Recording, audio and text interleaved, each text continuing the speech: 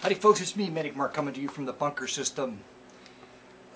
Today I've got a record. I'm going to share a record, Provocative Electronics. Picked it up on Westminster in 1970. And I'm going to do a reading from the book by Pauline C. Smith, Nothing But Blood. Right there, Nothing But Blood. Okay, you probably I don't know. You're probably not wondering. It doesn't matter anyway. The artwork on YouTube, and I haven't been showing any of it, and I'm still doing a little bit of it. I must admit, I'm suffering from burnout, but it's kind of like that in the summer anyway, because the summer means you got to do stuff, and there's a lot of stuff to be done, and so much of it is time's taken up doing stuff. Anyway, but I'm still redoing everything, and everything's getting better. But I've got I had an old cinema display, Apple cinema display, that took a dump, and I made a painting out of it called Mac versus PC in Space. And but the thing of it is, I just want to say that I still got the website, but websites seem to be kind of an archaic thing now. You know, I don't even know why I do it. I think the main thing about the website is there's no interaction, so you just put stuff up and it's like, what? And the only time you know that anybody's looking at anything is when somebody works up the nerve to ask me what I want for a painting, how much I want for a painting, because I don't put prices on the website. And you know, when I've done paintings and I ask too much money for them, and I go back 2 years later, I'm like, what? Why would anybody pay that much money for a painting? So that's this other process I'm going through now is the curious thing you have in your head, which tells you that what you've done because you've expended time and energy is something like a step up in the process of your art. For you, it's exciting, so therefore you think it's worth some money, but overall, generally speaking, in society at large, it's not, okay? But how come you don't know that? How come you can't step away and see that, where it takes a year to step back and look at something? And again, some things tend to be better than others along the way, and if you study it hard enough, you can figure out why that is later on. But things keep getting better. But now is what I'm doing now. I don't know. It's just such a weird thing. I'm just saying, it's a weird thing, and I see this when I blog music, that people keep making records and they shouldn't, you know. Not that it's not great entertainment, but in their heads they think what they've created is one thing, and that's not it, it's something else. And YouTube's kind of like that, because it's kind of like not the art, it's the entertainment value. It's the overall visual, auditory performance impact, that there's something in that that's interesting. Anyway, I went on too long about that. Oh, but you know, the main point is that I'm displaying, I think, in the format that I am enjoying doing so right now is on Facebook, and it's not the personal pages, okay? That's just personal. It's the public pages that Facebook created. At one point, you could only make one page, and if you made another page under an assumed name, you were bad. Now that's not the case. They realized that so many people wanted to do that and have businesses. You know, like if you're an artist, you got your personal life, and maybe you got your other more public artist type life. So now you can go and you can make a page just for that, and it's a little bit, it's different. You know, it's kind of set up differently. So that's where I'm posting all my artwork, because you can see the pictures better.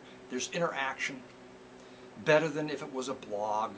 It's still linear, like blogs are linear, Facebook's linear, the timeline. A website's not linear. A website you can control. If you do it yourself, you can control the navigation, where people go, and you can subdivide categories and all that. So there's still a reason to have a website, but unless you've got some kind of fancy blog, I don't know, maybe there's a way, but it's not like you can't have any kind of interaction. And as an artist, and you sit in your bunker system all day long, you all know that you need some kind of interaction just to fuel the furnace, to keep doing your crazy thing that you do. I shouldn't. There's gonna be like a 4-minute piece of music and a 4-minute reading from Nothing But Blood. And I thought I was just going to do that and not go on about the other things. So let's get right. I'm going to play 2 tracks. One I'm going to play as I read from Polly C. Smith's Nothing But Blood book, and the follow-up track is just a great piece of music found at the tail end of side 2 of this album, titled Fanfare for a Raja and Bassoon and Tape. Is that R-A-G-A? Raja? Don't know. Frank Heinz plays the bassoon on that piece. I'm sure you'll want to scroll ahead right now. Okay, this is a mini fresh copy of this book, copyrighted 1962. I'm trying to find some blood in here. It said nothing but blood. I haven't found any blood yet. Where's the blood? You know, when you go to Sam's and you get that chunked chicken in a can and you open it, I drink all that salty good chicken solution right out. I almost don't even feel hungry after that, after drinking all that. That's the best part. The chicken's okay. Where's the blood? There's got to be some blood in here. For $6 plus shipping, you'd think there'd be some blood. 10, faint chime. I mean, I'm looking. What's a nympho? Maybe we're getting somewhere now. What's a nympho? Lane Grin. Why, Junior, I should drop dead for letting you in on some of the more beautifully sordid facts of life. But a nympho is a little skirt that can't hang onto it. A bad little girl, Junior. He brooded a moment with a hurt look. I've never been lucky enough to meet one socially, but it's my ambition. Barclay's face showed neither understanding or puzzlement.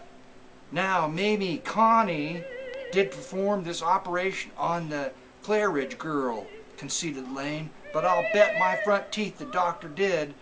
There's no blood. There's no blood. I was getting excited, and then there's no blood. Where's the blood? Where's the horrible blood? Nothing but blood, and there's no blood. Is there any blood at the very beginning of this?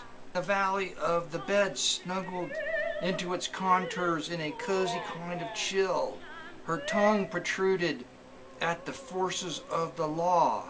Her eyes glinted in reflection of the death pyre above. The smaller man shuddered. Never can get used to it, he almost said to himself. It's always anew and always grim. Death? The big man turned in to inspect the dresser. Violet death. Find anything, Barclay? Not yet. The frayed towel on the dresser top was like a sheet of snow, empty of tracks to show where the traveler was headed or why she had stopped her journey. No perfume, no powder, no nothing. A bag of cracked, simulated leather. On the unruffled white towel of the dresser top, they laid its contents. There's the blood! Damn it. There's no blood. It can't possibly. There has to be blood in this book. I'm very sorry that there's no blood. I hope the music behind just the story that I just read you was satisfactory enough to cover up the fact that there's no effing blood in this Nothing But Blood book here, titled Nothing But Blood book here. Nothing cracking the sidewalk, anything. We found Mary Barnes' body in a Los Angeles hotel. There was a bloody X on her breast. Your signature? No. The doctor's face squirmed at what he had heard. It's not true. What's not true? She's dead. She's in the morgue now. Lane stood and bent over the crouched figure. Where were you Monday night? There's no blood there either.